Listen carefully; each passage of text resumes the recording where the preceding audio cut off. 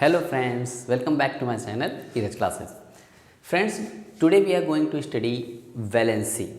ठीक, आज हम लोग वैलेंसी पढ़ेंगे and in this particular video we are going to study that how can we make various kinds of compounds with the help of valency. हम लोग valency की मदद से सही किस तरह से अलग अलग तरीके के कंपाउंड बना सकते हैं. देखते हैं कि वैलेंसी कैसे काम करती है और वैलेंसी की वजह से कैसे कंपाउंड बनते हैं.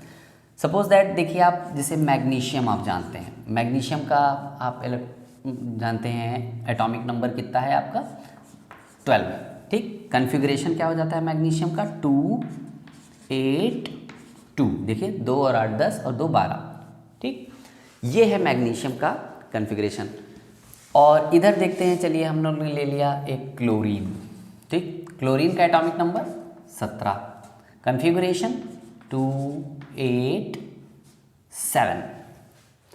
जो मैं ये बोल रहा हूँ इलेक्ट्रॉनिक कन्फिग्रेशन, आप इस चीज़ को बहुत अच्छे से समझ लीजिए. अगर आपको एटॉमिक नंबर नहीं लर्न है या कन्फिग्रेशन नहीं समझ में आता तो आपके लिए थोड़ा प्रॉब्लम होगी.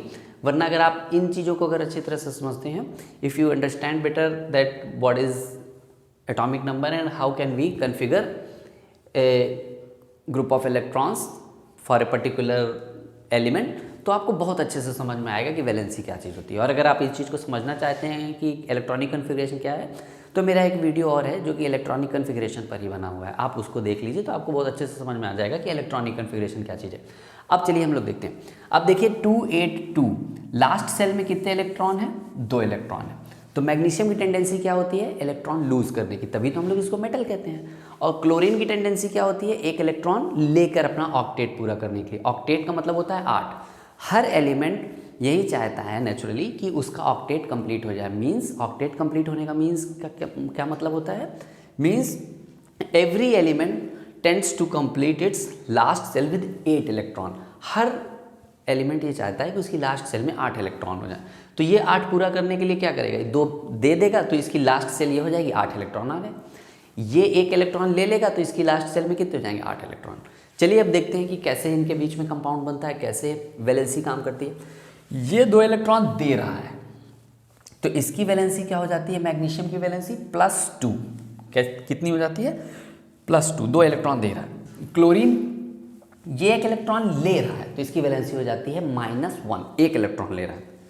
इलेक्ट्रॉन लेना कहलाता है कि निगेटिव चार्ज आ गया, इलेक्ट्रॉन देना कहलाता है कि पॉजिटिव चार्ज आ गया. तो अब मैग्नीशियम जो है ये 2 इलेक्ट्रॉन देने के लिए तैयार है कि कोई इससे ले ले. लेकिन क्लोरीन क्या है? ये सिर्फ एक ही इलेक्ट्रॉन लेने को तैयार है ना? ये एक ही इलेक्ट्रॉन लेगा. तो ऐसे में मैग्नीशियम और क्लोरीन के बीच में रिएक्शन नहीं हो सकती. लेकिन क्लोरीन करता क्या है? अपना एक और एटम बुला लाया, अपने एक और भाई को ले आया. ठीक, तो अब ये दोनों मिल करके मैग्नीशियम से, मतलब मैग्नीशियम का केवल एक एटम क्लोरीन के 2 एटम को एक एक इलेक्ट्रॉन दे देगा और दोनों सैचुरेट हो जाएंगे और फट से कंपाउंड बन जाएगा. क्या? MgCl2. बस हमें इन्हें गिनना है. इनके और इनके बीच में रिएक्शन होने के लिए इसका कितना एटम लगा? 1. तो हमने केवल Mg लिखा. और क्लोरीन के कितने एटम लग गए? 2.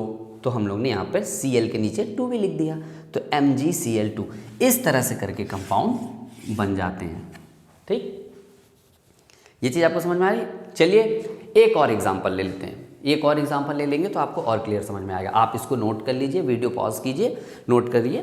ठीक है, और हम लोग इसका एक एग्जांपल और ले लेते हैं. जल्दी से मैं इसको आपको रब कर देता हूँ. अब आप ध्यान से देखिए. अब देखिए, जैसे मान लेते हैं कि हम लोग अब रिएक्ट कराते हैं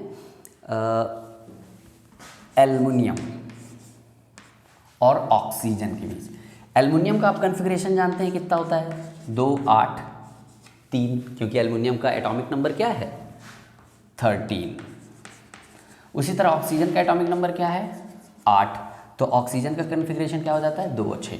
आपको साफ साफ दिखाई पड़ रहा है कि एल्युमिनियम अगर अपना ऑक्टेट पूरा करना चाहता है तो 3 इलेक्ट्रॉन दे देगा. ऑक्सीजन अगर अपना ऑक्टेट पूरा करना चाहता है तो 2 इलेक्ट्रॉन लेगा. ठीक, तो चलिए देखते हैं कैसे होता है. अब एक एल्युमिनियम का एटम आ गया, ये 3 इलेक्ट्रॉन फेंकने के लिए एकदम से तैयार है।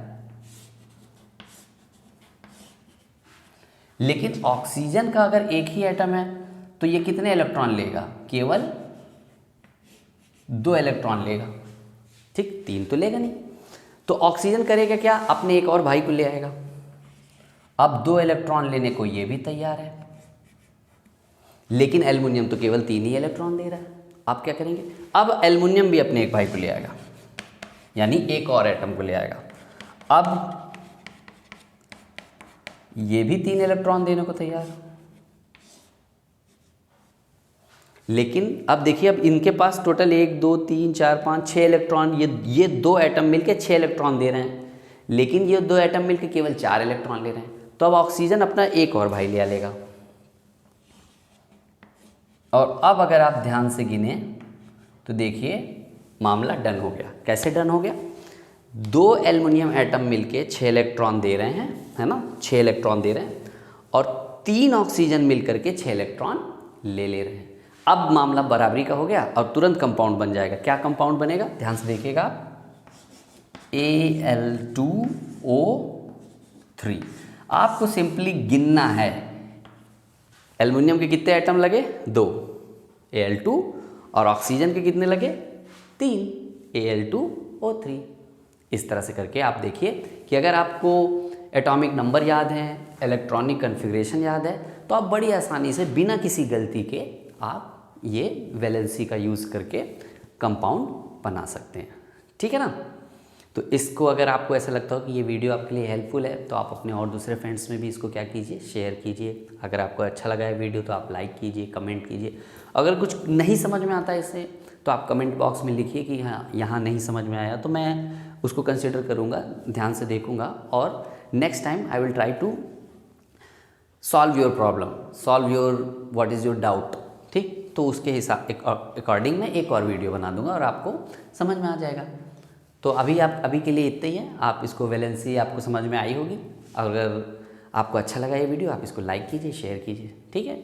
ओके बेटा, थैंक यू।